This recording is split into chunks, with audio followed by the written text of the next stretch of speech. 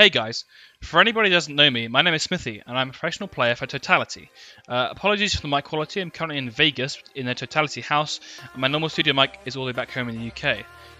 I'm going to be releasing 3 videos showcasing what you should do early, mid and late game in order to win consistently in PlayerUnknown's Battlegrounds, mainly targeting competitive games such as PUBG Online Contender and Showdown Series, Cursed Trials and any kind of league or tournament in the PUBG Pro scene.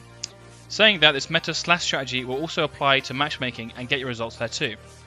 If you want proof of this strategy working, here's my stats. I currently have an 81% win ratio, a 96% top 10 ratio, or rate, an average damage of 579, with a 20.65 kill death ratio. If you're worried about not killing players and having boring games, don't. The only thing this strategy does which may prevent kills is that all the kills you get will be decided by other players.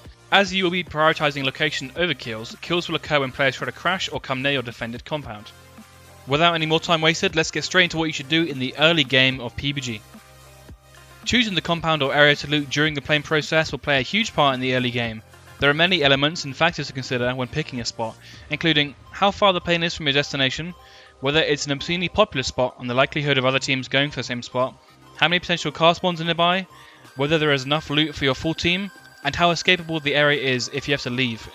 And just so you know, here are some of the areas my team commonly goes to. We try to avoid areas like the centre of the map as it's usually pretty conflicted and pretty popular. We try to loot the outskirts such as Yaz, Georgia Pole, East Coast, West Coast, and any kind of area where there's usually lots of vehicle spawns. Also, when in flight, don't be scared to divert course to land somewhere else if it looks like there are more teams going to the same place. Early game, you don't want to fight anybody, you just want to loot and survive for mid game and late game. When looting, try and create an efficient path to loot, and try to avoid buildings with low loot spawns. Pretty common loot path in Yasna, for example, is we start at priorities, work through those 4, work up towards the barn, hit the other 2 priorities, and then continue into the apartments. During the looting and parachuting process, keep an eye out for vehicles. In competitive games, vehicles are very important and play a key role in maneuverability and performing well. Ideally, have numerous vehicles ready to leave in as a group after the looting stage. When looking for vehicles, prioritise them in this order: the UAZ closed roof, the UAZ open roof, the Dacia, 2-seat bike, buggy, and the 3-seat bike. The 3-seat bike and the buggy come close in the end of the list, and honestly it comes down to preference. The ideal goal is to acquire 4 closed roof UAZs. UAZs are great because they accelerate quickly, can handle rough terrain the best, and provide the most amount of movable cover. Also, the more vehicles you have, the more targets there are for people to shoot at, lowering your odds of losing multiple members of your team in transit. When it comes to moving, ideally you want to be leaving in vehicles around the 2-minute mark of the first circle. Now this only really applies to competitive games and not matchmaking. Matchmaking is a lot more lax and the odds of you getting punished for not leaving on time is way lower, but make no mistake, in a competitive game, leaving late can and will cost you the game. Once you have looted and the 2-minute mark has hit, you need to decide on somewhere to move to. Now the compound, building or terrain you want to move to is very important in PUBG. If you pick a bad location to go to, you will pay for it. Property cannot be underestimated, and you always want to prioritise property over kills and essentially everything else in the game, including loot. On the screen now are the pros, popular compounds and areas around the map you should focus on. Now it's hard to tell what's a good compound and what's not, so I'm going to analyse a few areas just to show you what you should be going for.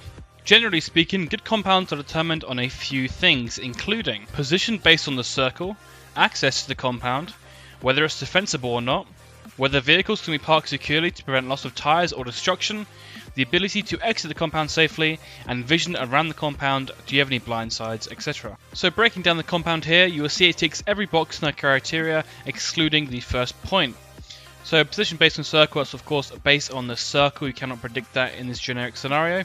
The north part of this compound can be easily approached on the north side quietly, and then it can be filtered through to raid the compound or lock it down. Once locked down, you can spread the full team along many parts of the compound, allowing good crossfire, clear visibility of the surroundings, and many options for cover. As the majority of the compound is protected by walls, vehicles can easily be hidden to prevent any damage. The compound can be left via the same route taken in. As mentioned before, there is pretty good visibility from most directions, but the most vulnerable side is the west towards Rosok. People can sneak up close if you're not paying attention. And last but not least, the vehicle path. The vehicle path you take in the first move is very important. It will decide what position you can take and how many members, if any, are killed. When in transit, you want to avoid all the popular spots and areas that are likely to be populated. You also want to avoid bridges and bottlenecks, popular compounds you're moving past but aren't taking yourselves, common transit routes, and areas that the new circle has caused to be popular. For example, the plane path going along the west coast from south to north. You want to avoid driving in the west part of the map. Here is an example of a safe path to take from North Georgia Pole to the two road buildings further south. You're essentially trying to avoid all the nearby compounds. And that concludes my first video on the current pro strategy for early game. I will be releasing 2 more videos describing what you should do for mid and late game soon, so make sure you stick around for that. If you have any questions or want to know any specifics, feel free to ask in the comment section below. I'm always happy to help. And of course, if you haven't done so already, please check out my Twitch and my Twitter, and don't forget to subscribe. Peace.